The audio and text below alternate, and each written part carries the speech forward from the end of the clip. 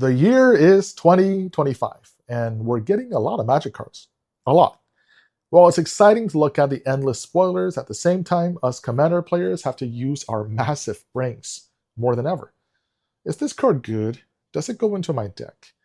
We have to repeat this process for every card that looks even remotely plausible to not miss any sweet tech. This is Jin with Next Level Commander, and today we are going to look at some new Final Fantasy cards, and also one new spoiler from Edge of Eternities. We'll go through the evaluation process together to see how to look at these new cards. First, we do the easy part, the familiar. No, not reprints, but actually most spoilers fall into this category. If you think a new card is something you've never seen before, just look closer and squint harder.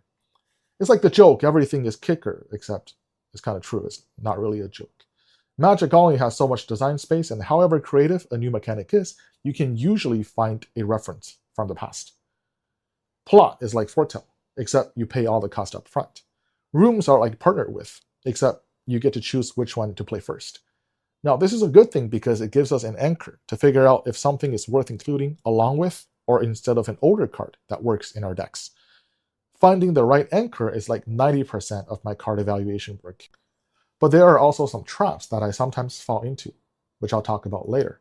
Let's start simple. Pew Pew UFO. This is easy because it's a strict upgrade over Walking Atlas, which isn't the best card, but still sees play in plenty of decks that care about landfall, or draws a lot of cards, or both. So the process is, do you play Walking Atlas? If you do, play this instead.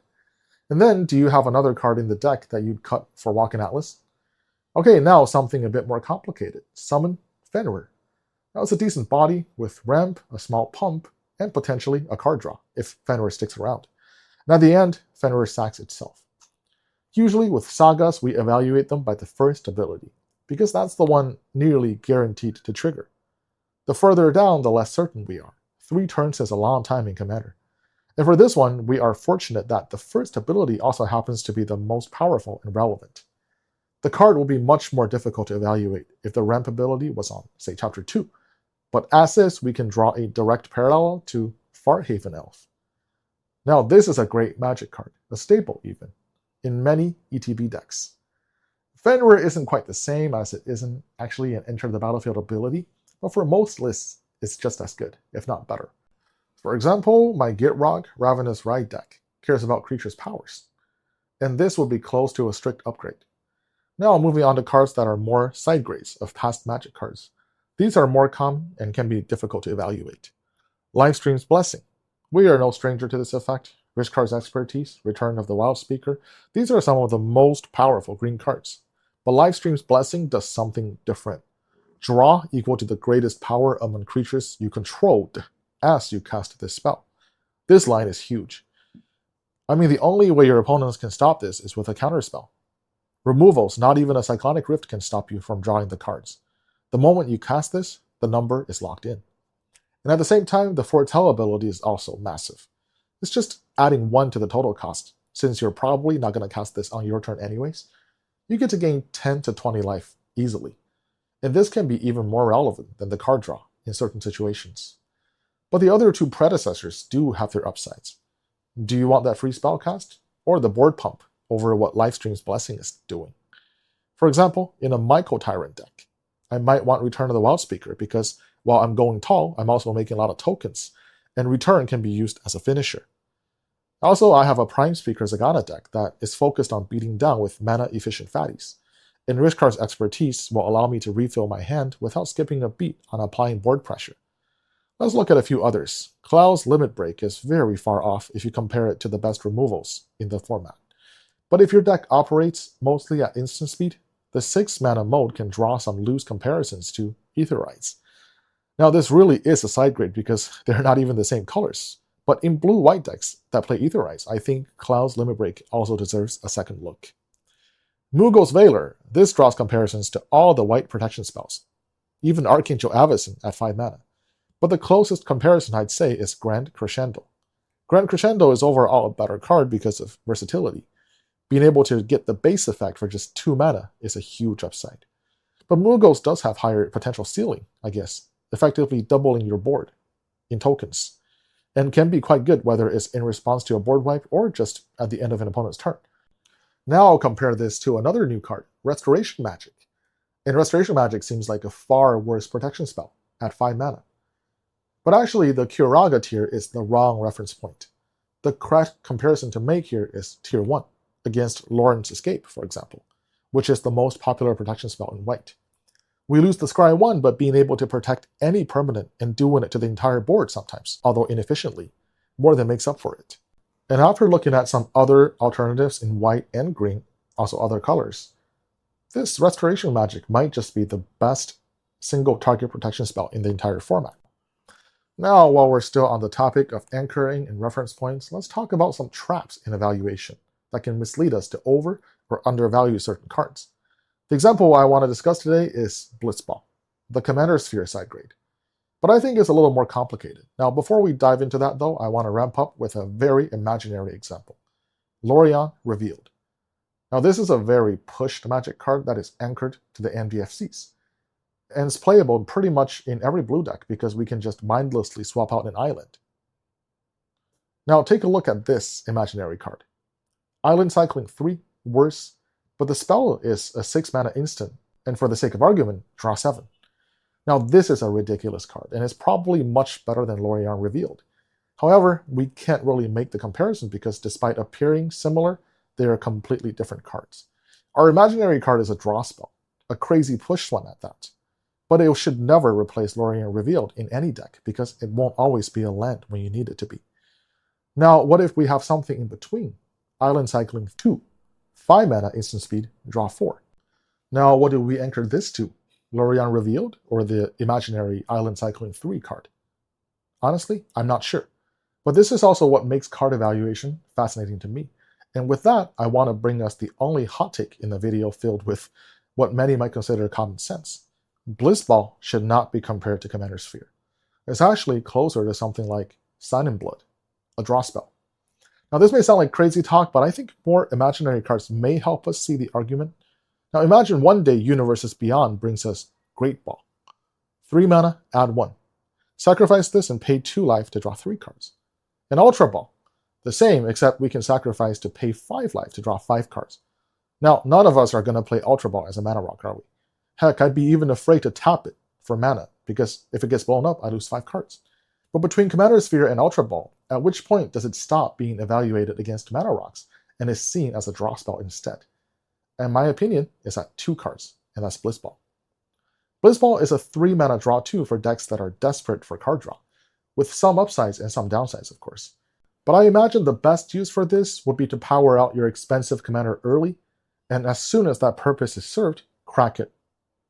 This is completely different than Commander Sphere, which will serve as a mana rock until you're desperate for a last top deck, or a Vandal Blast gets put on the stack. Why does this matter? Because when counting the utility in decks, this can take up a draw slot, but Commander Sphere can't.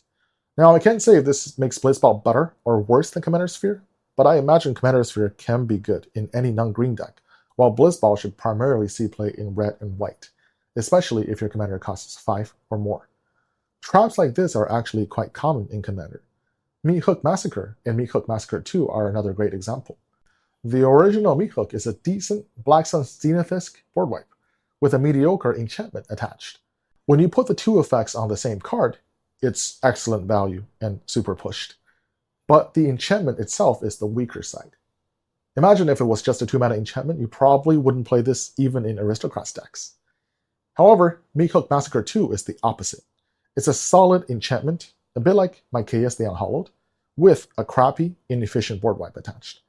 And again, why does that matter? Because when evaluating, we have to look at the original Meat Hook Massacre like an X spell, but Meat Hook Massacre 2 as an enchantment. The sequel should only be played in decks that really want that Undying effect. Meanwhile, the original can be played in pretty much any black deck, and is at its best in Aristocrats builds. And the last trap I want to talk about today is a new card from Edge of Eternities, Sothera, the Super Void. The immediate comparison I drew is, of course, Grave Pact. But upon a closer look, this is very different. In a deck with abundant sack fodders, Grave Pact will lock your opponents out of playing creatures for as long as it stays on the board. Meanwhile, our black hole here is closer to a one-use spell, because keeping it on the board can be extremely difficult. For the Super Void to do anything and stay around, Each opponent has to have at least 2 creatures on the board, and you will never touch their best creatures unless you're willing to let the Super Void go as well. So in practice, the Super Void is much closer to a one-use board wipe in Aristocrats decks. It's got some upsides and downsides. The biggest downside is it is useless when you have no board, and that's kind of when you want to wipe the most. But the upside is flexibility. For example, you can cast it, trigger it after passing the turn, and your opponents won't be casting creatures until your next end step. It comes with many powerful and interesting play patterns, but it is not quite a Gravepack side grade, or even a downgrade. And now we have completed the familiar cards. We are treading into cards that we've never seen territory. And boy, is it treacherous. With the complexity creep, I honestly don't know how to evaluate some of these. I mean, just look at the saga creatures, and those where you have to pay a hefty cost to transform them into sagas. Oh, and these ones where you have to choose at random. Honestly, I'm as lost as you are. With no precedents to compare to, these will need to be played to evaluate properly. But where do you play them? Well, like a drowning man, the best I can do is to latch onto any straw I can get. Try to find the strongest, most consistent aspect of a card, and try to tie it to a familiar deck or commander. Knights of the Round. It makes tokens, so I mean it overruns too. I guess it's fine in tokens decks. But being an 8-mana enchantment is also asking to be cheated in, so Gen and Aminato might be interested. That's all I got. Summon Mega Sisters. Choose one at random. I mean, it's a 5-mana 5/5 haste. That's a decent base. Looking at the abilities, Fight is always useful, and placing counters. It seems like a solid card in any aggro beatdown deck, or a counters deck. At least the abilities here have some cohesion. But then there's Ninja's Blades. So it makes a ninja, but also loots. I guess maybe in decks that care about dealing damage, but also you want large CMC. So you will equip this onto maybe an evasive commander. Honestly, I don't know. Last one, Balam, Gargan Seed Academy. I doubt many decks will play enough towns to reduce the cost even by 1 consistently. So it's a land with a mana sink late game. I guess it's fine because, I mean, it's a land, but 7 mana to turn this into a vehicle? Where do we want this? In a vehicle deck? Simic vehicles? I don't know. You can probably feel my sanity waning amidst these overcomplicated top-down designs. Sometimes I feel like I'm returning to the beginner days of card selection. No logic, just vibes. And honestly, it might not be a bad thing. And do you vibe? Do you find card evaluation to be more and more difficult nowadays? Let me know in the comments. This is Jin with Next Level Commander. Please like and subscribe. Thank you for watching. I'll see you in the next video.